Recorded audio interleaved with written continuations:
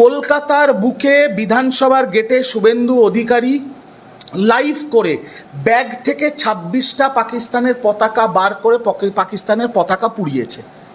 আমাকে দয়া করে এইটা তদন্ত করে সিআইডি বা যে তদন্ত করবে তদন্ত করে বলুক শুভেন্দু জঙ্গিহানার একদিন পরে ২৬টা পাকিস্তানের পতাকা পেল কোথার থেকে।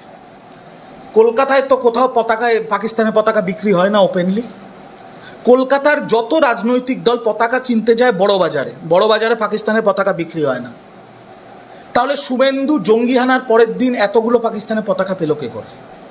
শুভেন্দু কি পাকিস্তানের পতাকাগুলো আগে অর্ডার করে রেখেছিল?